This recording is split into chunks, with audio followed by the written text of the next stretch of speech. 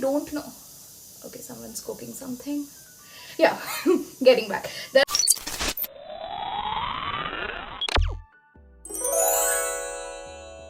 Hi, how are you all guys doing?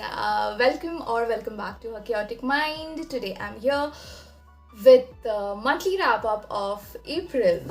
I hope you guys have had a wonderful month because I indeed had one.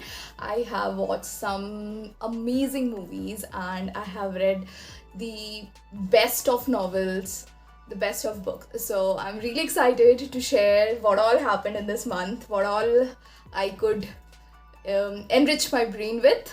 So without further ado, let's get into the video. So the first book that I read, okay, I'll keep the pencil. The first book that I read, I also talk about this in my previous video, is Astrophysics for People in Hurry. It looks like this. I know the image is reversed, but please bear with it. It looks like this. And it is about obviously astrophysics, and it is narrated from a point, narrated in a way that people who haven't been in connection with science can also get it. As I've said earlier, reading it was something like attending some lecture of some cool professor who are making it sound like some sci-fi movie but explaining you every bit of detail. I'm not a fan of non-fiction, but this got 4.5 stars from my end, so I really loved it, and I would suggest this to the people who are thinking of starting with non-fiction but couldn't. You can just try out with this, so give it a read. The next book that I read and that absolutely devastated me was this one. It's called The Kite Runner. It's by Khaled Hosseini, and I have sobbed while reading this book, okay? Like, there were times, personally, when I am reading a book and there are some sequences from the book where the author is narrating some story from their childhood, I never really thought very connected or very attached to those scenes. But the way, the beauty of the writer in writing even about the past events is spot on. The way he have built in the characters, the way the characters get attached to you, to your lives, to the way their pain becomes your pain, it's remarkable. I'm gonna read every Hosseini book very soon, so if you haven't read it already, please do. The next book that I just like 10 minutes from now I just completed is Siddhartha. It was recommended by one of my educators. It's by Hermann Hesse. It is about a boy named Siddhartha who meets Buddha, who wants to be what is it called? Enlightened, yeah. He wants to be enlightened. He is living the life of a samana, but he is somehow still feeling disconnected, and it's about his journey, how even after meeting Buddha, he decides to not just blindly follow someone's teaching, but rather discover him. In this same genre, this is the most overhyped book, as you all might know, but I still feel that Khalil Gibran's Prophet have upper hand, so that's my take. The book got 3.5 stars from my end, and I didn't rate Kite Runner. It was definitely a 5-star. Like, it need not to be said. Also, I didn't start directly from the Kite Runner to this Siddhartha right away. I started reading A Man Called Ove, and I was halfway through it, but then I realized that it's gonna be painful, and something happened in between. That is, right after reading the Kite Runner, I watched The Breadwinner, and I was devastated. I didn't want to do any more self-harm. I wanted myself to get out of that painful state of mind. So I just switched from this one to Siddhartha. So I'm halfway through this. I'm enjoying it. It's not, till now I am about 120 pages in. It's not my favorite yet, but quite liking it.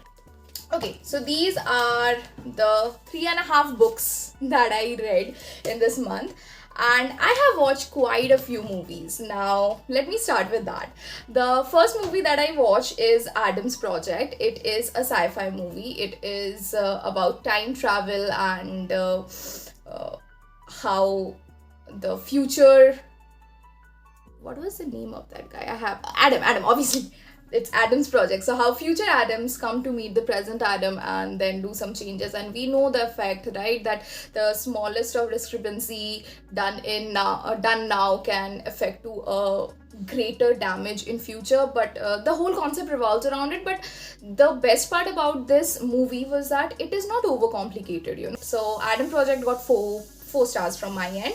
The next thing that I watched this month was Our Beloved Summer. It's a K-drama, and I personally started watching it because V of BTS, he have sang the OST for the song, and I was so in love with that song, so I decided to watch it. Basically, it's about two kids who were together in school. One of them was the best in school, and the guy was the last ranker. So for some documentary, they were doing a documentary kind of a thing, a shoot where they brought them together and they were supposed to stick together and see how things turned out. It was documented in while they were in school, and somehow they got connected to each other, which is quite expected, and they started dating. But 5 years down the line, they broke up and they haven't had any connection for 5 years.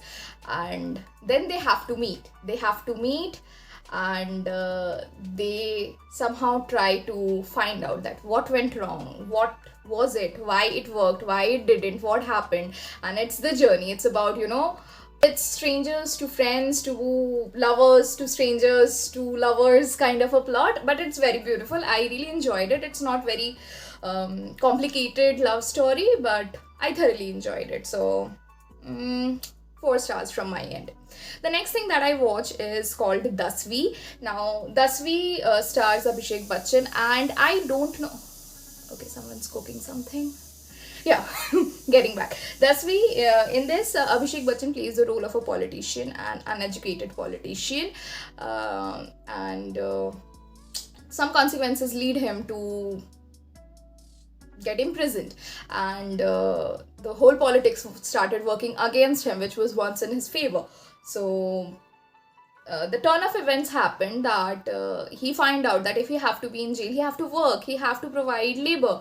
But he was a politician, he was accustomed to the life of luxury, and that then comes a very strict IPS officer who is played by Yami Gautam here, and she insisted on, no, you are not going to get any privileges. So he finds out that the best way to escape from there is if you decide to study, and he decides to do that.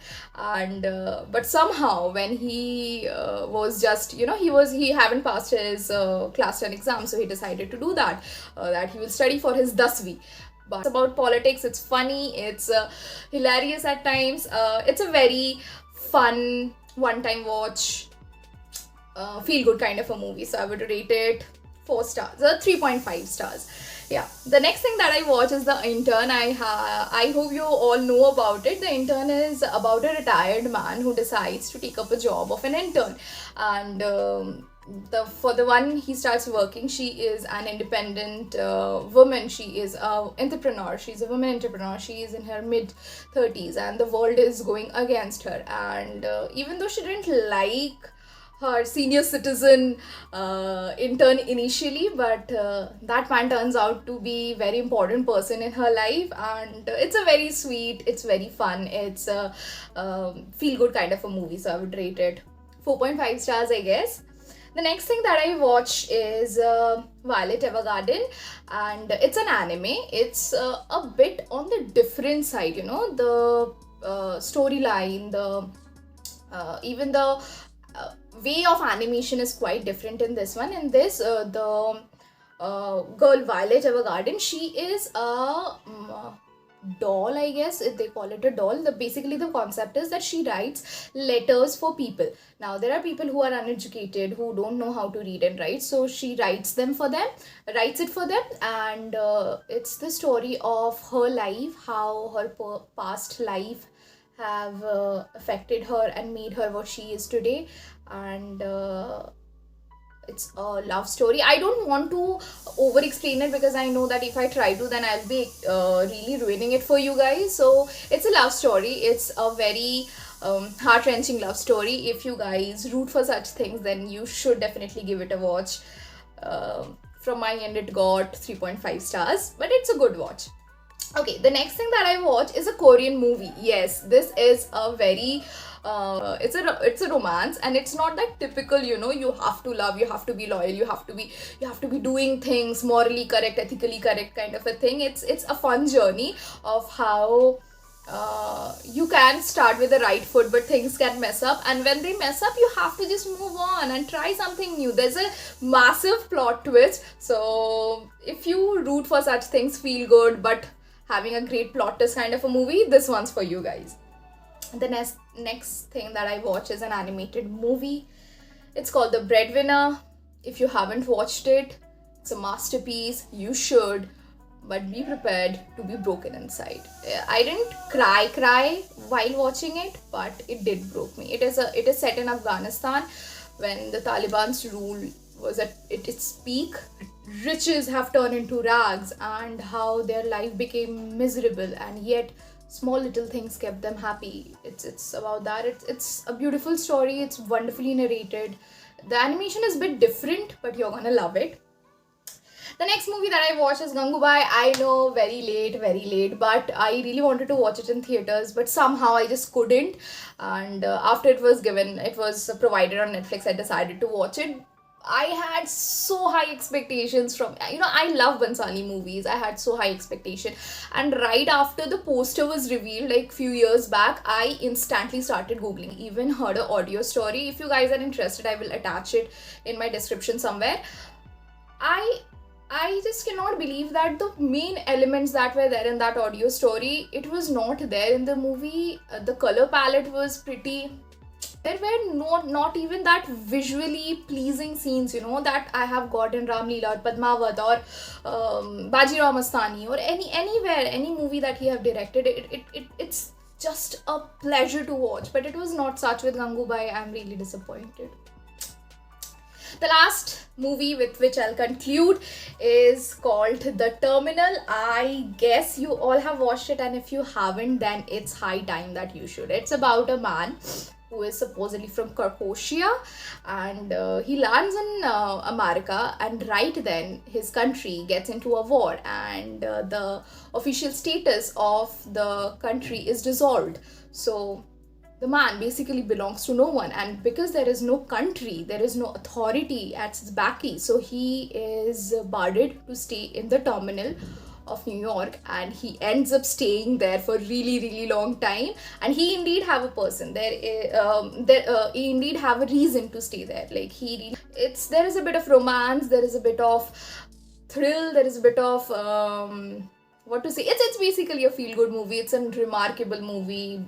Undoubtedly something which is, you know, which comes under the hashtag movies you need to watch before you die. So if you haven't, it's high time that you start watching The Terminal. So with this, I'll conclude the wrap up. I hope you are taking away some good inputs from here. You will read something that I read, you will watch something that I watched, and stay tuned for the next video. See you guys soon. Bye bye.